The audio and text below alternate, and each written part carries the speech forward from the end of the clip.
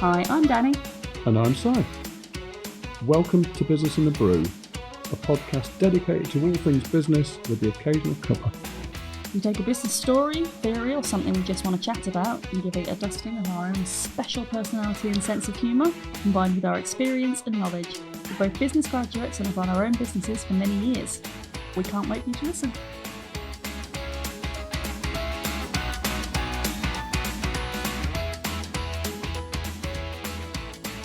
Hello. Hello. Oh, You looked confused then. what? Sorry, Karen. That's not too difficult for No, I me to suppose be that's very confused. You true. know that. What are we talking about? Right, today we're going to talk about seeds of control. I don't have any words. The Monsanto story. I don't know what that You is. know what Monsanto is? No, I don't. I thought it was that nursery that children went to that was all touchy-feely. It's Montessori. Montessori? Something different? I don't know where your mind goes sometimes. Right. Okay, so what I'm going to do is I'm just going to run through this as a story. Okay. Feel free to interrupt as I'm going along. I don't think I'll be able to resist, but okay, yeah. But I'm just going to go into an initial introduction. Okay. What I did right, and you'll get what I did last week. And hopefully it will all start to fall into place. This is a two-parter as well, so it's quite a good story. And it's one that I've known about for a couple of decades, and it's always been one of those that's kind of like really got me like that. So, all right, that's a long list, if I'm completely honest. It is. Okay, right. So, as long as humans have farmed, seeds have been something sacred. Right, basically the starting point of every harvest. I mean, literal seeds. Plant, you sow them. Yeah. There is, but before you sow them, you store them. Yeah. Yep. So you have them tucked away for next season. So the ones that you use a whole bunch, you sell a load, or you use a load, you grind your own flour, you make bread, blah blah blah blah blah. But basically, seeds are the starting point of every harvest. So for thousands and thousands of years, ever since humans they've stopped being nomads. Yeah. And have been farmers, domesticated farmers, home settlers. Yep. Yes. They've been saving seeds. And in the late 20th century, something fundamentally changed. I don't know why I'm finding this funny already. Right, really? Already? It's not is funny. Is it the look on my face? It is, because you're making this seem so serious, and so far you've told me about seeds. And dramatic, yes. Yeah. And all I can think about is chia seeds, which are not really that dramatic. But no, anyway. They're not. Quite benign, actually. Yeah. A benign seed. But yeah, I'm kind of being a little bit dramatic there. But this is the story of the Monsanto seed scandal. Yeah, you wouldn't think, would you? No, I would not think there could be a whole scandal about seeds. So, all right, this is a fascinating. Well, to me, it's a fascinating story. I'll let you know at the end. It remains to be seen where anyone really else finds it fascinating. All right, so it's a tale of invention, of corporate ambition, courtroom battles, and the very nature of who owns life itself. Do you have a light-hearted side? Like a casual Not at all. side? I never laugh. Right, I'm going to rewind us back to, well, basically the big idea, which is what Monsanto came up with, but back in the 1990s. So, right, Monsanto is an agricultural company that's agrochemical company, and it produced herbicides. What's the difference between a herbicide and a pesticide? Herbs, pests. Herbicide kills plants. Pesticide kills... As in weeds? Pests. So it kills weeds rather than herbs, like thyme and oregano. Correct. Yes. So, they had a breakthrough. Okay. Genetically engineered crops that could survive being sprayed with their best-selling weed killer, Roundup. Oh, I've used that in the garden. Yeah. Now, my mates owned allotments, and they would say, They got loads of. After a winter, they'd harvest everything, and then over winter it would be dormant, and then in spring all the blinking weeds would come up. Yeah. And I would say, you're gonna weed that entire 25-foot long patch of ground. I'm just going to nuke it. But isn't that the fun of having an allotment? No. Getting your hands in the soil. soil. That's why I only had one for a short period of time. You had an allotment? But anyway, the nickname for it was nuking it, because basically nothing grew. Fair enough, yeah. Yeah. So, for farmers struggling with weeds that choke their yields, this sounded like magic. Yeah. Naturally, because you get to keep your crop, but yeah. So these genetically engineered crops would allow you to plant the seeds, spray your fields, weeds die, crops thrive. That would be very clever. Yeah. That is magical. Yeah. So the farmers, of course, went, yes, please, we'll have some of that. Signed up by their thousands. Monsanto made sure of one thing. These were not ordinary seeds. They were with patented technology. Okay? So when they bought them, they didn't own them. Can you not? So my brain can't wrap itself around that. Well, it doesn't have to, because I'm going to tell you the rest of the story. Fine.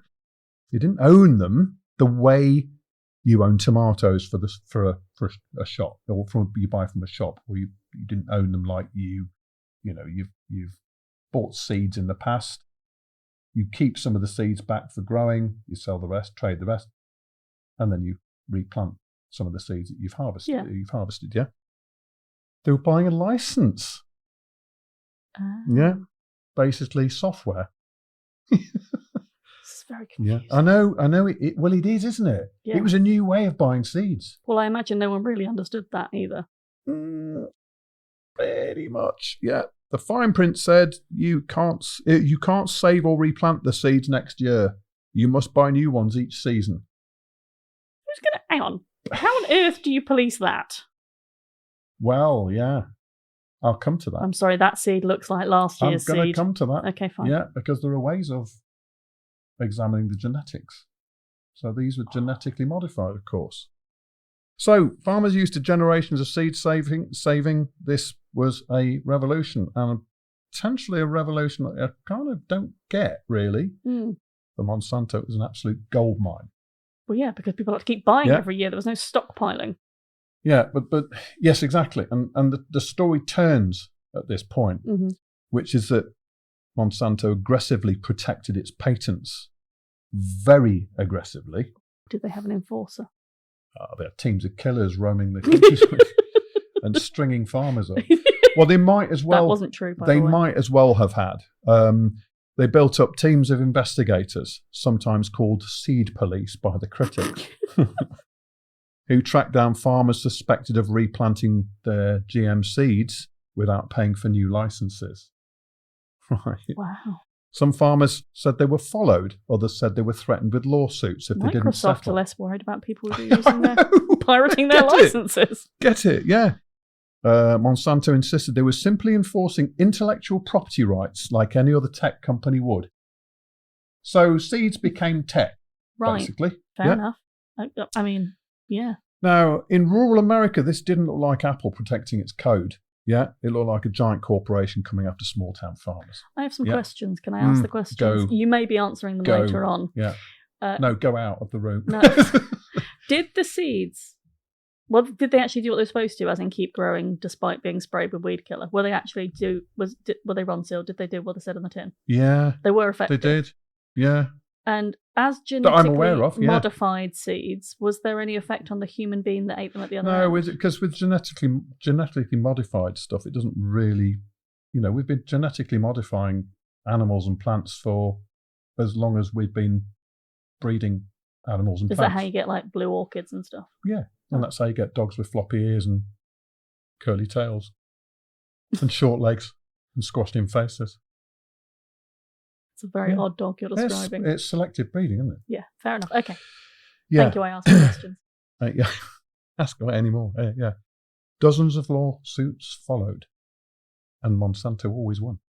Hang on, when you say Sorry, lawsuits, almost always won. with Monsanto suing farmers? Yeah. No, Yeah. not the other way around. Yeah, so they almost always won. One Canadian farmer called Percy Schmeiser Nice. said GM canola blew onto his fields accidentally. Now, I'm assuming that didn't mean his whole field had been blown filled onto. with canola. Monsanto said he knowingly replanted it. Case went to the Supreme Court of Canada. The court ruled that yes, even if patented genes show up on your land, planting is still patent infringement. So you imagine that. You're a farmer, someone else's... So if I have a GM poppy that's blown itself into my garden and randomly seeded itself in my lawn... Yeah. Oh, that's ridiculous. Isn't it? I feel like the courts were maybe being given a backhander. Oh, yeah. But what... the courts enforcing what amounts to government pressure, no doubt, where you have, patents having to be protected. Well, yeah, and I understand to encourage investment. You can understand that. Yes. The poor farmer at the end of it, of course, doesn't get that, and arguably, there's a requirement for anyone to read the contract in the small print to agree with it, but some of these cases weren't actually deliberate planting. But all they see is a seed. They don't understand the legality behind it and the minutiae. Yeah. So the message was unmistakable. If Monsanto's genes are in your field, intentionally or not, you're playing by Monsanto's rules. That was it. That would make me stop buying Monsanto seeds. The intention, it appears to have been basically replacing all seeds with their own seeds, so the entire planet has to buy their seeds. With a constant repurchase cycle, because you had to repurchase the license every year. Yeah. Yeah. So it wasn't just them, about a score getting a name for producing seeds that were actually really good for humanity. And that's the funny thing. They would have had return business if they just promoted themselves as a good bunch of people doing something good. Yeah, because they could have sold a whole load more products around it, no doubt. Or maybe not, because their Roundup was going to be going in the bin, wasn't it? If you didn't have to spray. No, you sprayed to get rid of the weeds. It's just that your thing survived. Yeah. It didn't get rid of weeds permanently, did it? Roundup, you still have to spray every year. Oh, yeah. There was I've called this the trap. Right, so as if that's not enough. So dramatic. Oh. Please.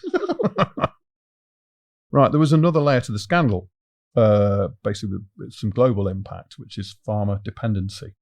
Yeah, so you kind of think of it from the last element, but they didn't just sell you a seed; they sold you a system. You needed the special seed, you needed the matching herbicide, you needed the contract that bound you to buy again. Year after year, costs rose. Oh, of course they did. Did you get that special rate for new customers only? And then suddenly your insurance doubled that one. So critics argued this created a form of economic easy for you to say. of economic capture. So once farmers were in, it was hard to get out. Many regions saw traditional seed varieties disappear from local markets. So basically, monoculture. And I imagine using that much herbicide on your land would have meant you couldn't have planted any other seed because it would have been affected by the amount of herbicide that was in the soil. Contributing towards yet more monoculture, really. So you literally couldn't use any other seed. In India, for example, Monsanto's BT cotton spread rapidly. When yields were good, farmers paid the high seed cost, but when droughts hit or pests overcame the engineered traits, which is the natural stage of evolution. Absolutely, yes. And the trait is called Roundup Ready. So basically that's what the seeds were, yeah? Debt spiraled. Yeah. You pay out, your crops don't return. And you're hoping for a good season, absolutely. And that never comes. And some activists tied the tragic wave of farmer suicides to Monsanto's business practices, though the actual picture is a lot more complex. Yeah, I did a deep dive myself into that, which was actually that the farmers are hit by many things. Yes. It's not just the seed. Based upon that. Yeah. So it can't be laid firmly at their feet. Still, the perception that Monsanto seeds were trapping farmers in cycles of debt stuck hard. And Santo's public image? Not great. Corporate greedy seed producers. I like that. It's better than I came up with. What do you come up with? Sliding from innovative to infamous. I like the alliteration. So anyway, there was a turning point to this. Okay. All right. I wouldn't say it's all positive, but by the 2010s, which is only last decade, Monsanto wasn't just a company. It was a symbol, a lightning rod for fears about GMOs. Yeah. Understandably. Yeah. Corporate control of the food system and the privatisation of nature itself. And this scandal itself reshaped how the public saw the company. Mm-hmm. The storm was actually yet to really, this was only the brewing part of the storm, was yet to actually land. Roundup, the herbicide designed to pair with those patented seeds, would soon be accused of causing cancer. Oh. Yeah, tens of thousands of lawsuits would follow. And just as this was all about to erupt, some might say a saviour came to the rescue. Bayer, the German pharmaceutical company, agreed to buy the company, agreed to buy Monsanto. The purchase was closed in only 2018.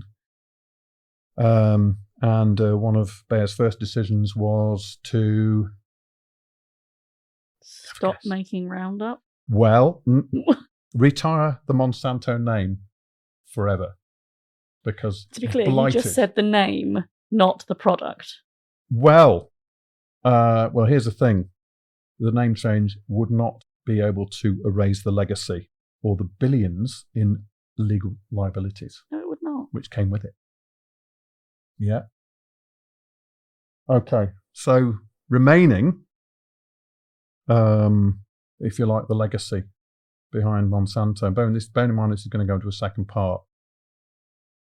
The whole episode or whole chapter, if you like, changed how we talk about seeds or how farmers talk about seeds. Because farmers remember. Honestly, this. I don't talk about seeds. You and I don't talk about seeds. No. I buy plants. I talk about lots of things. Yeah. Seeds is not one of them. Yeah. From a communal resource to, as it was, to a proprietary technology. It sparked global debates on who controls agriculture and whether patent law should apply to living organisms. Yeah. Oh, I know. That's a difficult question. Yeah. And it showed how harshly corporate power can collide with rural life. Rural life that's been the same for eons. Yeah. Not preons, eons. In theory, Monsanto were just trying to make it better, allowing you to continue to grow something that would survive and be strong whilst getting rid of the thing that's in the way, saving you time. Absolutely. Yeah. Had they not done what they did with the patents, I think it would have been different. They would have just been hailed as someone who'd saved agriculture and given a new way to... That would have lent a huge amount of... Well, you'd have got made even more money from that. I don't know why people choose the high road, the low road. They choose the low road and then go, oh, that didn't work. Exactly. And it could have made a fortune the other way. Exactly. Right, well, we're going to round this up. Yeah.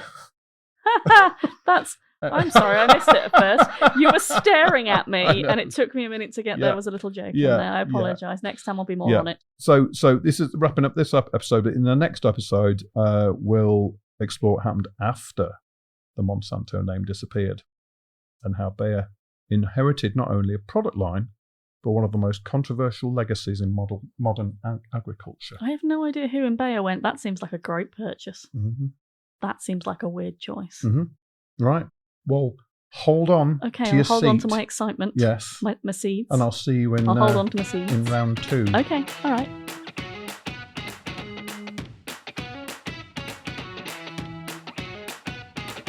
Thanks for supporting us by downloading and listening to this episode. And a massive thank you also to Dolly, Emily, Nat and Lewis and the BTD Studios for all your expertise in bringing our podcasting dream to reality. We'd love it if you commented on this episode, as we'd really like to know what you think and what you might like us to cover in future episodes. And we'll see you on the next one.